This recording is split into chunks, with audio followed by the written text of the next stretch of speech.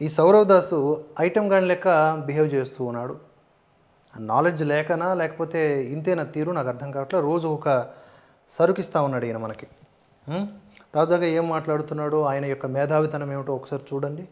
That is exactly why we were very concerned with the Supreme Court order which says that no coercive action should be taken against any protester except those who have criminal antecedents.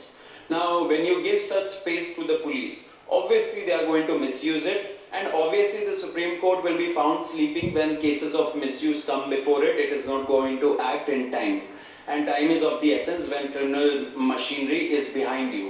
And hence we objected to the Supreme Court order which put these riders.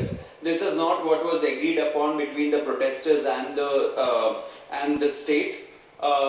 The Supreme Court order also says that FIRs can proceed with the investigation. First of all supreme court అనేది ఈయన దృష్టిలో ఎలా కనిపిస్తుందో నాకు అర్థం కావట్లే.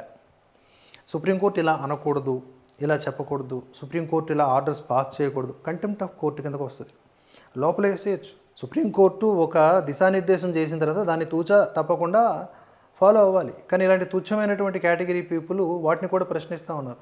ఓ పని చేయండి రా, మీరు అందరూ కలిసి చలో సుప్రీంకోర్టు అనే ఒకటి మార్చి నిర్వహించండి, పెట్టల్లా కాల్చిపడేస్తారు. నేను అనేది ఏంటంటే వీళ్ళంతటికి కూడా తెగిస్తారేమో అనిపిస్తూ ఉంది. అరే ఇంకా ఫన్నీ కామెంట్స్ ఉన్నాయి చాలా.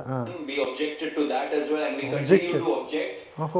The Supreme, if the Supreme Court is the final authority, then the negotiations should have happened with the Supreme Court, not with the government of India. Do the government of India's words hold no meaning? If there's an understanding and agreement being reached between the people and the government and their government, does that hold no meaning? So the Supreme Court must also think, the government of India must also think whether the final authority lies in the Supreme Court, and if that is the case, then we should be negotiating with the Supreme Court of India.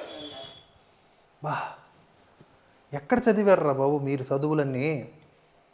ఒకవేళ కేంద్ర ప్రభుత్వానికి అంత హక్కు లేదు, supreme court చెప్పినట్లుగానే కేంద్ర ప్రభుత్వం నడుచుకోవాలనుకుంటే మేము డైరెక్ట్గా సుప్రీంకోర్టుతోనే మాట్లాడతాం అంటే ఎవరితో మాట్లాడతావు? సీజేఐతో మాట్లాడతావా? లేకపోతే నిజంగా సీజేఐ అనని కామెంట్స్ని కూడా అన్నట్లుగా ఈ ఒక బొద్దింకల వలయంగా మార్చినటువంటి ఒక టాలెంట్ ఉంది, అది నేను ఒప్పుకుంటా. కానీ ఏకంగా సుప్రీంకోర్టునే ఛాలెంజ్ చేసేంత పెద్దోళ్ళు అయిపోయారనమాట వీళ్ళంతా. కనుక వీళ్ళకి చెక్కేసే రోజు చాలా దగ్గరలోనే ఉంది. చెక్క పడతారు చక్కగా.